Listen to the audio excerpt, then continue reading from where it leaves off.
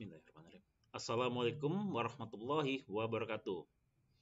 Alhamdulillah wassalatu wassalamu ala Rasulillah wa ala alihi washabihi ajmain. Amma ba'du. Apa kabar anak soleh dan soleh kelas 4 yang semoga dirahmati Allah? Alhamdulillah dalam kesempatan hari ini kita bertemu lagi dalam pelajaran TIK. Nah, untuk pelajaran TIK kali ini nanti kita akan belajar tentang ikon pengolah kata, ya. Nah, sebelumnya mari kita berdoa sebelum memulai pelajaran dengan salah satu doa. Allahumma inni as'aluka ilman nafi'an wa rizqan thayyiban wa amalan mutaqabbala. Yang perlu diperhatikan juga, kita niatkan belajar ikhlas karena Allah, ya. Sehingga insya Allah kita akan diberikan kemudahan untuk memahami pelajaran kita hari ini. Baik, masuk ke materinya langsung ya. Nah, kita akan belajar tentang ikon pengolah kata bab 1. Kalau di kelas 2 dan 3, kita kemarin banyak belajar tentang aplikasi atau program menggambar sederhana, yaitu Paint ya, Paint. Nah, sekarang kita akan belajar tentang ikon pengolah kata. Sebelumnya kita masuk ke hardware dan software. Ya, kita simak. Nah, jadi komputer itu tersusun dari perangkat-perangkat yang saling bekerja satu sama lain berdasarkan kelompoknya. Nah, perangkat itu digolongkan menjadi hardware dan software.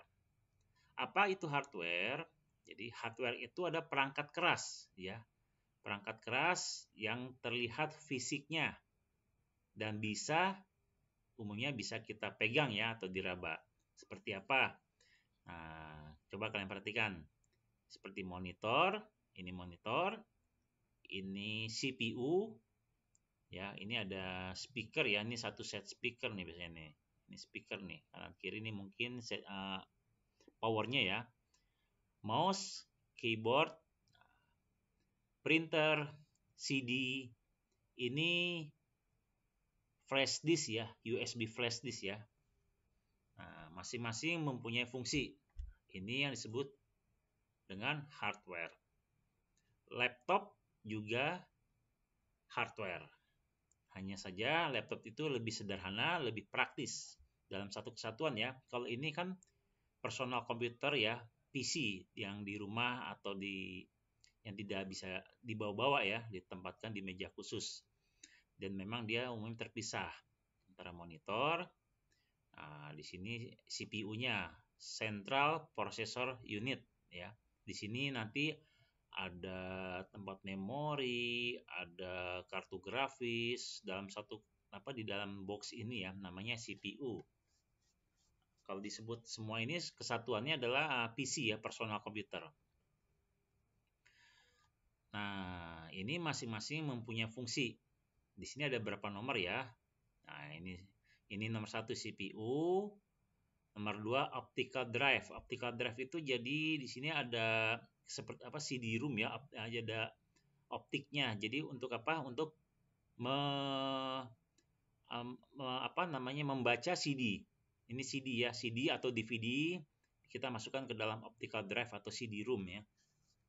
Nanti dia akan membaca file-file yang ada dalam CD. Nah, kalau ini adalah nomor 7 flash disk. Flash disk itu juga dia menyimpan file ya. Kita urutkan saja di sini. Peralatan nomor 4 dan 5. Nah, 4 dan 5. Mana 4? Ini. Mouse. M-O-U-S-E. Mouse ya. Mouse 4 dan 5. 5 keyboard. Nah, ini disebut merupakan peralatan input atau masukan. Kenapa disebut input atau masukan? Karena keyboard ini berfungsi kan kita mengetik ya. Mengetik dan mouse juga itu membantu mengarahkan ya, membantu mengoperasikan maksud dan tujuan kita untuk di dalam layar komputer ini, dalam monitor. Ya, ini seperti yang gerak kursornya oleh dibantu oleh mouse. Kita mengetik berarti kan memasukkan huruf-huruf atau angka-angka ke dalam suatu sistem yang ada di komputer yang ditampilkan oleh monitor. Makanya disebut sebagai masukan. Kita memasukkan, misalnya simpelnya, sederhananya adalah kita memasukkan angka, huruf ya ke dalam, misalnya ke dalam program kita mengetik ya. Nah, berarti kan itu memasukkan. Nah, jadi dua ini ya, 4 dan 5, mouse dan keyboard. Ya. Ini disebut sebagai peralatan input atau masukan. Peralatan nomor 1, CPU, 2 optical drive, 7 flash disk. USB flash disk ya, flash disk atau USB flash disk. Kenapa USB? Karena dia bisa dicolok ke USB, Universal Serial Bus. Jadi memang ada colokan khusus. Jadi bisa dipakai untuk semua peralatan hardware. Tapi lebih tepatnya ini adalah flash disk ya, karena USB flash disk. 7 dan 8 CD merupakan peralatan proses dan penyimpanan atau memori. Jadi, nah, alat-alat tadi tersebut adalah di CPU ini ada hard disk. Dia menyimpan memori dan memproses. Kalau flash disk atau USB flash disk, dia sebagai alat menyimpan juga kan, menyimpan file-file. Misalkannya file gambar ya, seperti dan file video dan lain sebagainya, disimpan di sini. Bisa kita copy paste di bawah-bawah ya. Nah, ini CD atau DVD. Dia juga merupakan alat proses dan penyimpanan, lebih tepatnya penyimpanan. Menyimpan ya, karena dia menyimpan file-file. Ya, bisa foto, video gitu kan. Di flash disk juga, di CPU juga. Karena di CPU ini ada hard disk. Lalu nomor 3, 6 dan 9. Nomor 3 apa? Mana nomor 3? Ini ya, monitor. Nomor 6 adalah speaker. Dan 9 adalah printer. Merupakan peralatan output atau keluaran. Kenapa disebut output atau keluaran? Karena dia mengeluarkan segini. Monitor menampilkan gambar ya. Di dalam monitor ini dia menampilkan gambar. Kalau di speaker mengeluarkan suara. Printer mengeluarkan hasil cetakan. Paham ya? Jadi monitor, speaker, dan printer disebut sebagai peralatan output atau keluaran karena mengeluarkan sesuatu. Monitor mengeluarkan gambar, tampilan ya. Speaker mengeluarkan suara, printer mengeluarkan hasil cetak. Nah, jadi simpelnya gini, kita mengetik. Katakanlah kita kemarin aplikasi atau program Paint, kita menggambar dengan keyboard dan mouse.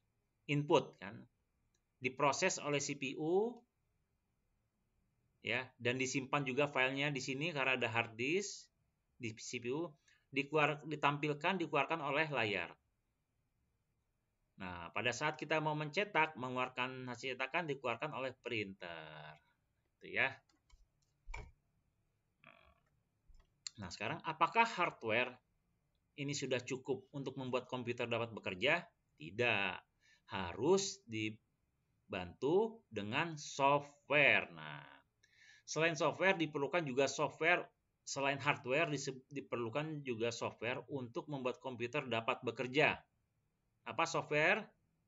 Nah, apa hubungan hardware dengan software? Nah, kalau kemarin kembali lagi ya, nah, sebelum kita sudah pelajari. Aplikasi Paint adalah software, program software, ya. Nah, jadi dia software itu juga harus ada hardware. Tidak bisa software berjalan sendiri, ya. Lebih sederhananya lagi, simpel contoh lainnya. Nah, ini CPU. Hardware dinyalakan, perangkat dalam komputer bekerja, lalu program komputer atau software mulai dari misalkan untuk dia menampilkan sistem Windows-nya gitu. Nanti baru monitor hardware menyala. Jadi pada saat kita menyalakan hardware, perangkat di dalam komputer yang bekerja, mengaktifkan program komputer. Nah, software ini ya, dia bekerja lalu monitor hardware menyala. Sederhananya seperti itu. Software adalah program prosedur dan tata cara pengolahan data. Data-data tersebut berfungsi menjalankan komputer untuk kegunaan tertentu. Nah, contoh-contohnya misalnya apa? Microsoft Office Word. Nah, ini nanti yang akan kita pelajari ya. Mulai dari kelas 4 sampai dengan kelas 6. Kita akan banyak belajar menggunakan Microsoft Office Word. Lalu Microsoft Office Excel, Windows Media Player, Adobe Photoshop, CorelDRAW, terus Paint, disebut aplikasi atau software program pengolah gambar. Di sini tidak tulis ya Paint ya. Paint termasuk yang pernah kita pelajari. Adobe Design itu program untuk mendesain tata letak buku atau majalah ya. Google Edit Pro untuk mengolah suara, rekaman dan musik. Nah, oke. Nah, kita kembali lagi tadi ke bagian kelas. Oh ya, untuk tugasnya nanti kalian tulis kembali di kertas nama-nama. Nah, nomor ini apa? Nomor 1, 2 sudah ada. Nomor 3 apa? Nomor 4 apa? Nomor 5 apa? 6 apa? 7, 8, 9. Dan kelompokkan. Ya. Kelompokkan menjadi 3 ya. Misalkan yang termasuk kelompok alat masukan atau input nomor berapa? Apa namanya? Yang termasuk alat peralatan proses dan penyimpanan nomor berapa saja? Apa namanya? Terus alat untuk keluaran output apa saja? Namanya apa? Ya. Nah, sekian untuk materi TIK hari ini. Jangan lupa nanti kalian kerjakan ya, dikumpulkan di hari yang sama. Untuk hari ini berarti nanti sore sekitar jam 5. Semoga kalian bisa mengumpulkan semua ya. Semoga memudahkan. Baik, Bapak ucapkan syukron jazakumullah khairan atas perhatiannya. Kita tutup dengan doa kafaratul majelis. Subhanakallahumma wa bihamdika asyhadu alla ilaha illa anta astaghfiruka wa atubu ilaik. Wassalamualaikum warahmatullahi wabarakatuh.